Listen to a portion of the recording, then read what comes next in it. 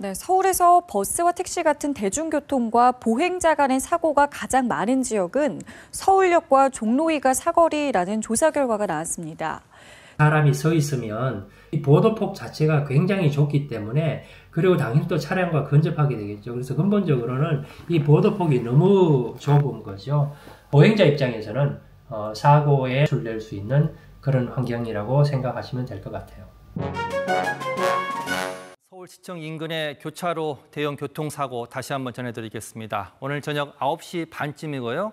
뉴스 초반에는 6명이 숨진 것 같다고 말씀드렸는데 사망자가 9명으로 늘었습니다.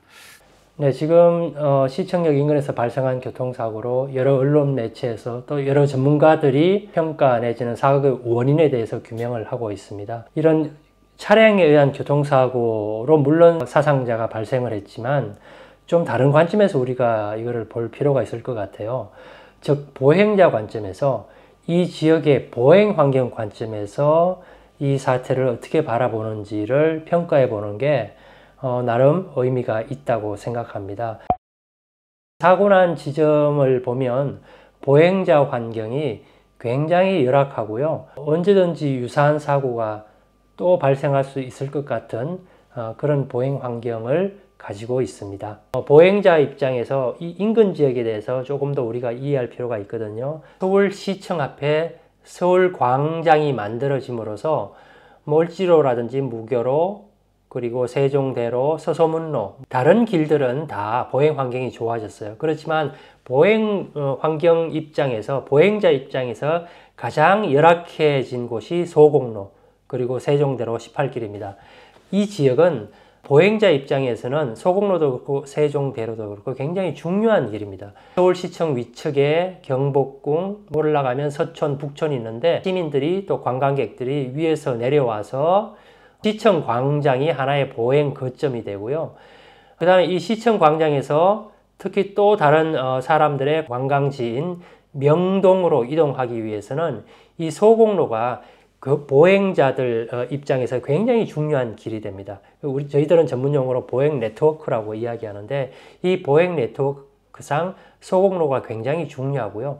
그리고 또 여기 북창동 같은 경우는 이 지역에 많은 회사들이 있기 때문에 많은 회사원들의 먹자 골목입니다. 최근에는 관광객들도 많고요. 그렇기 때문에 이 북창동 자체도 중요한 사람들의 이동 목적지가 되기 때문에 이 북창동에 들어가는 이 세종대로 18길, 여기 사고가 난 길이죠. 여기도 보행 네트워크상 굉장히 중요한 길입니다. 여기가 이 건물 뒤로 시청광장에서 내려온 소곡로가 됩니다. 보행 환경이 특히 열악한 곳이 세종대로 18길과 소곡로고 이 지역은 보행자들에게는 굉장히 중요하지만 보행 환경으로는 굉장히 열악한 아주 열악한 그런 지역입니다. 보도폭이 좁기 때문에 그 구간에서 병목이 발생합니다. 그러면 사람들이 지나다니는 사람들이 많을 때는 거기에 사람들이 이제 몰려서 집중하게 되겠죠.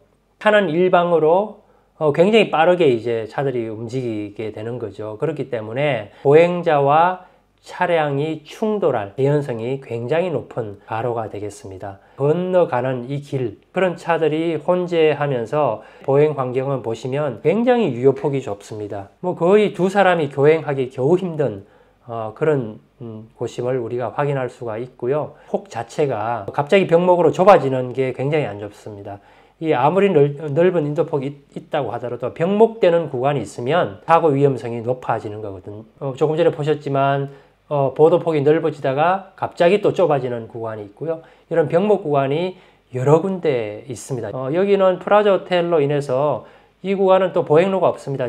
여기는 보도 자체도 사라진 데다가 지하에서 차가 올라오는 운전자의 시야각 때문에 보행자가 지나다녀도 잘 보이지가 않습니다. 그렇기 때문에 이 일대, 이 인근의 보행 환경은 시의 위상에 걸맞지 않게 굉장히 열악합니다. 이번 사고가 역주행으로 인해서 보행자 사망 사고가 났지만 사실은 이 일대 보행 환경의 열악함을 감안할 때는 언제든지 차량에 의한 보행자 사망 사고가 또다시 발생할 수 있는 그런 가능성이 있다고 판단됩니다.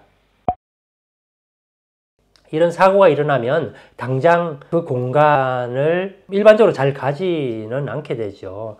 아무래도 집단적인 트라우마가 있는 거죠. 이 일대도 그럴 겁니다. 당분간은 여기서 회식을 하거나 즐긴다거나 이런 일가 아니죠. 사회적으로 굉장히 안타까운 참사였기 때문에. 네, 지금과 같은 그런 차량 역주행 사고나 혹은 차량에 의한 보행자 충돌 사고를 예방하기 위해서는 이 지역에 대한 근본적인 보행 환경 개선이 필요합니다. 가장 중요한 것은 보행자 길에도 저희들은 뭐 위계라고 이야기하는데 사람들이 많이 이용하는 정도에 따라서 어느 길을 주로 이용하는지, 그리고 그 길에 얼마나 많은 사람들이 오게 되는지, 이용하는지 이런 것들을 체계적으로 분석할 수가 있습니다. 그래서 이 일대에 대한 보행체계 개선이 필요하고요. 현재는 인도폭이 너무나 협소하기 때문에 적정한 인도폭을 확보하는 것이 1번이 되겠고요.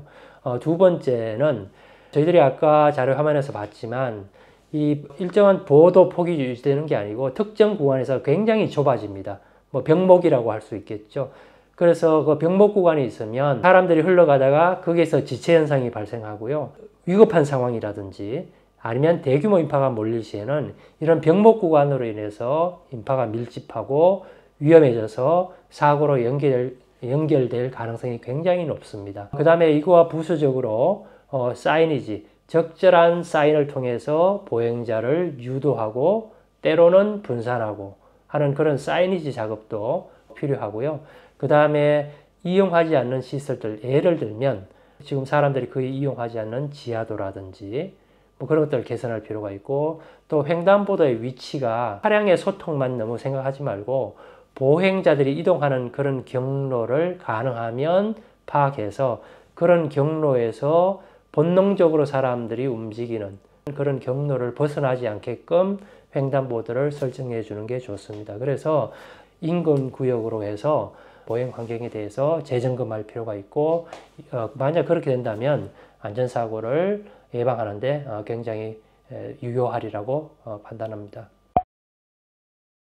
일반적으로 보행 환경을 개선하면 바로에 사람들이 많아지고요. 사람들이 많아지니까 당연히 상권이 활성화되겠죠.